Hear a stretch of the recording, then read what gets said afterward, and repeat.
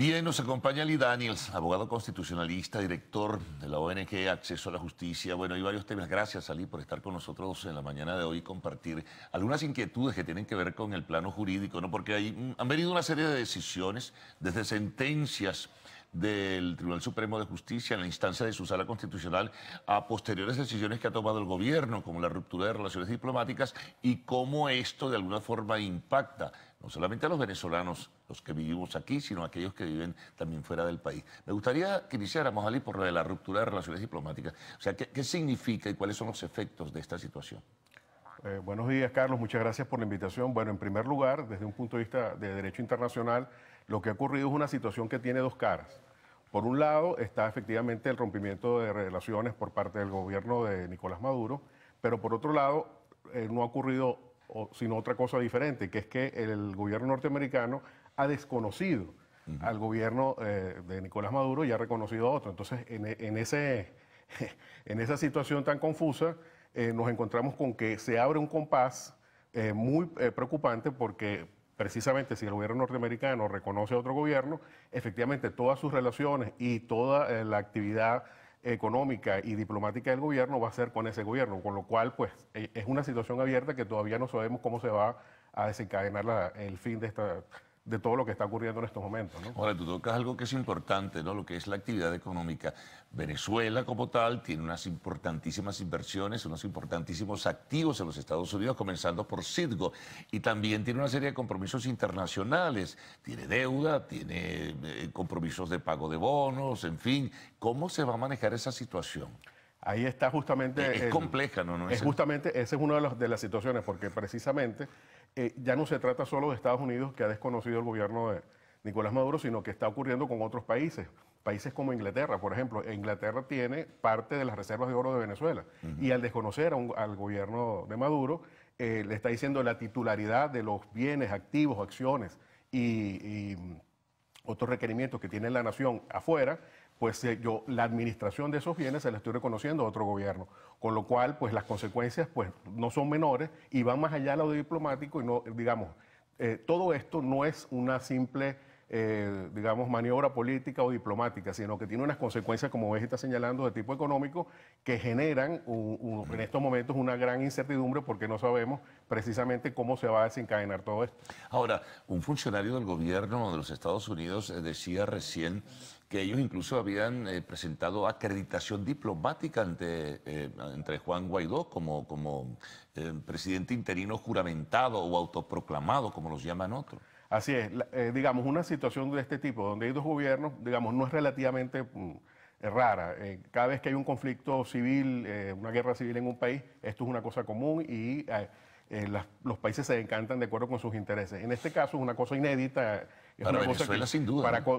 Y sobre todo en tiempos, digamos, donde no hay un conflicto armado, pues es una cosa absolutamente que nunca había ocurrido en el país, donde pues se encuentra esta situación de dos gobiernos. Y el tema está en que precisamente si ya se tiene este tipo de relaciones, diciendo yo reconozco a este gobierno y presento mi acreditación y tengo representación diplomática allá, obviamente esto tiene unas consecuencias, como digo, desde el punto de vista de la administración de los recursos, donde la República tenga titularidad de bienes y acciones. Sí, pues por ejemplo, como haces en el caso que citábamos de Citgo, que es un activo importantísimo que tiene el Estado venezolano y lo administra un gobierno. Ahora resulta ser que Estados Unidos reconoces a otro, bueno, que todavía no se constituye como tal, pero reconoce a un presidente interino juramentado como Juan Guaidó. El dinero que produzca Citgo, ¿a dónde va? ¿Irá a una cuenta? ¿Se va a guardar? ¿Cómo va a operar, por ejemplo, Venezuela, que envía para su procesamiento las refinerías de Citgo el petróleo venezolano? Justamente esa es una de las cosas que nos preocupa mucho, porque precisamente si el gobierno norteamericano no reconoce al gobierno venezolano de Nicolás Maduro, pues efectivamente no sería coherente decir, bueno, yo le sigo comprando petróleo a ese gobierno. Con lo cual ahí se genera toda una serie de problemas de flujo de caja importantes para el país, que ya sabemos que tiene muy mermada capacidad económica y ahora todavía sería, desde el punto de vista de la emergencia humanitaria compleja que estamos viviendo, esto te podría traer consecuencias catastróficas para el país, porque el pequeño flujo de dinero que se tiene se podría perder.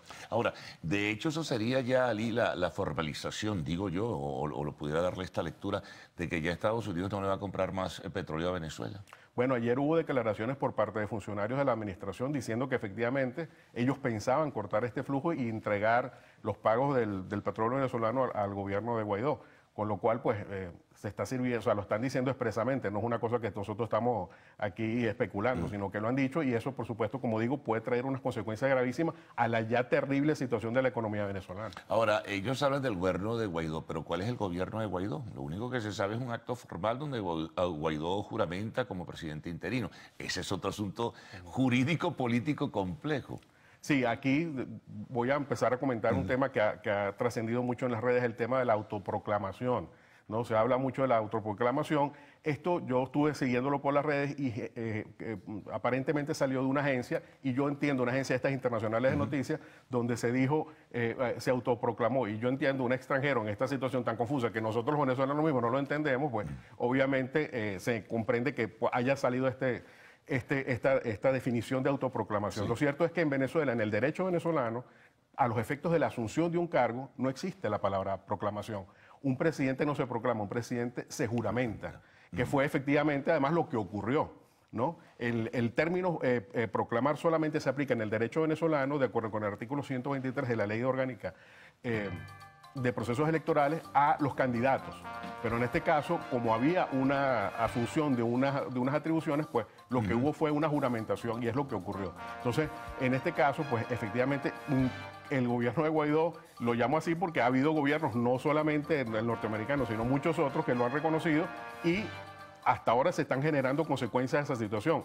No es como ocurrió con el López Obrador, que se juramentó en el año 2006 y nadie le hizo caso. Aquí hay una comunidad internacional que está diciendo, yo sí creo que este es el gobierno. Entonces, las consecuencias de esa juramentación se verán y se están viendo ya en lo inmediato. Ahora, pero ese gobierno, antes de irnos a la pausa rapidito, Ali, bueno, se supone que así como tiene un interinato, debe tener un gabinete ministerial, debe tener embajadores, debe tener funcionarios, en fin, ¿cómo funcionaría eso? Efectivamente, no, y además tenemos el hecho de que hay 2 sentencias del Tribunal Supremo diciendo que esos hechos son de carácter, que van a tener una responsabilidad de tipo penal. Entonces, no sabemos cómo se va a generar esta situación. Esto es una cosa curiosa, porque en situaciones anteriores a diputados se les ha detenido y la sentencia ha salido posteriormente. Ahora no, ahora hay 2 sentencias, y a pesar de eso no ha habido un acto que se vaya a concretar diciendo usted tiene responsabilidad penal. Entonces, esta situación es tan atípica, es tan diferente, y los hechos se van agolpando uno a otro de una manera con un torbellino tan grande, que no sabemos cómo todo esto se va a desencadenar. Bueno, vamos a hacer una pausa y retornaremos enseguida para seguir conversando con el doctor Ali Daniels, abogado constitucionalista, además director de la ONG Acceso a la Justicia.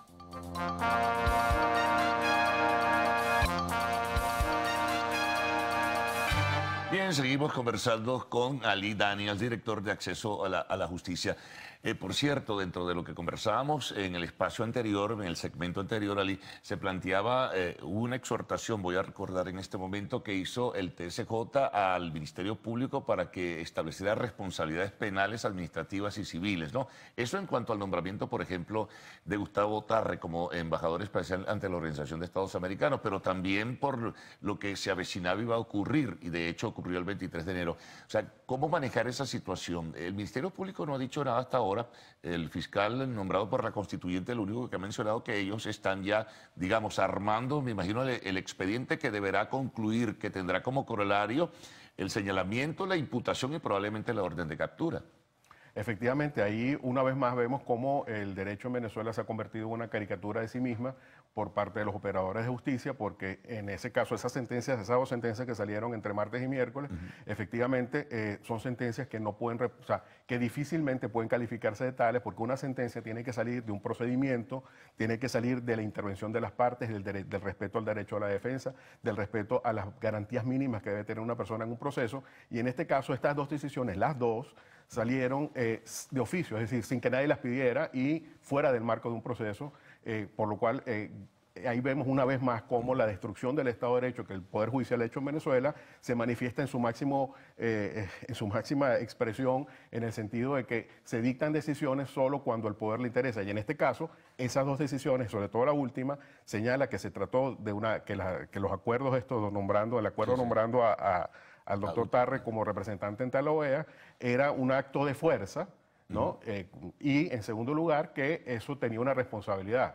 Entonces, yo exhortó al Ministerio Público a que tomara cartas en el asunto. Entonces, como lo digo, esto también sigue siendo atípico, dentro de todo lo atípico que ocurre en estos días, porque en situaciones anteriores, caso Requesens, al diputado Requesens primero se le detuvo y después salió la sentencia. Aquí no, aquí ha habido 2 de sentencias y el Ministerio Público todavía no ha actuado y no ha habido una actuación de hecho contra alguno de los diputados de la Asamblea. Sí, porque no hubo ningún abogado que introdujo un recurso, hizo una solicitud ante el Tribunal Supremo, simplemente por iniciativa propia en la Sala Constitucional. Un caso se tomó de una sentencia de un caso viejo del año 2017 y se dijo, actuamos de oficio sin que la Constitución ni la ley del Tribunal Supremo establezca esa posibilidad para el Tribunal Supremo. Una vez más, tomándose atribuciones que no tiene ni la ley, que no les da ni la ley ni la Constitución. Ahora, lo de la Fiscalía, Ali, eso apunta evidentemente a una sanción de carácter penal o a una solicitud de carácter penal. Efectivamente, la sentencia habla de responsabilidad civil, administrativa y penal, pero en realidad, obviamente, la que interesa aquí es la represiva, que es la penal, ¿no? Entonces, en esta situación, obviamente, lo que llama la atención es cómo el fiscal, que en otras ocasiones ha sido tan rápido en actuar, ha tardado este es el tercer día después de la primera decisión y todavía no ha ocurrido nada, con lo cual se pone en manifiesto la confusión de la situación y cómo el gobierno no se siente habilitado para actuar como ha actuado en otras ocasiones. Sí, es de verdad algo que, bueno, seguramente esta semana habrá de definirse. Algún detalle que a mí me pasó preguntarte, que tenía que ver con la ruptura de relaciones diplomáticas con Estados Unidos. ¿Qué puede pasar si Estados Unidos deja su personal diplomático aquí? Sí. O sea, ¿qué puede hacer el gobierno venezolano? Lo puede forzar a irse, no se puede meter en la embajada, le va a cortar el agua, la luz y el teléfono, como anunciaba un dirigente del gobierno. Eso, efectivamente, es una de las cosas preocupantes porque a los efectos del derecho internacional, una sede diplomática, una embajada, a los efectos del derecho internacional se trata como si fuera territorio extranjero, es decir, como si fuera el territorio del país que está siendo representado.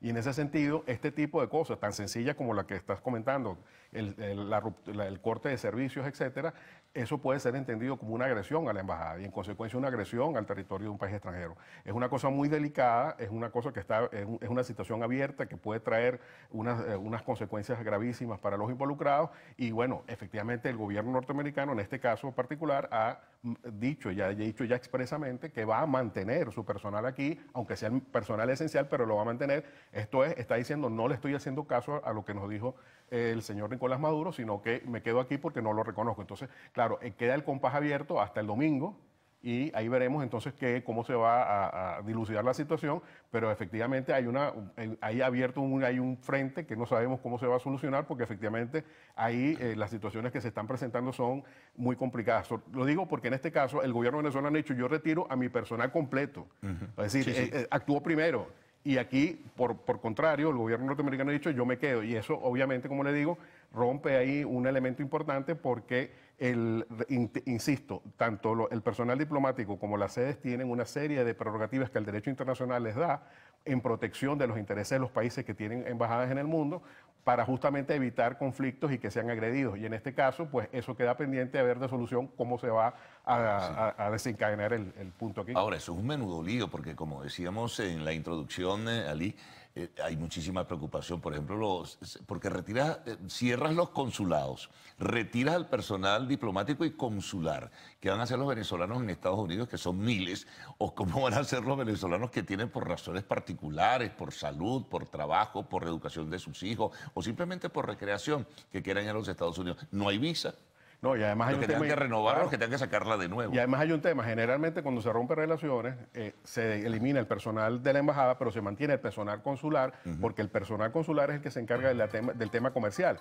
Entonces aquí, recordemos que Venezuela depende económicamente de Estados Unidos porque es su primer comprador de petróleo. Entonces la pregunta es, ¿cómo se va a mantener el flujo comercial si el personal diplomático encargado de mantener ese flujo no va a estar? Eso no es poca cosa. Bueno, sí, realmente es un tema muy complejo, de verdad que sí. Vamos a ver el desarrollo y la dinámica de los acontecimientos. Ali, te agradezco mucho que hayas compartido con los televidentes de la primera emisión de Noticiero de Televen. Hacemos una pausa. Al regreso, arte y espectáculos en Lo Actual.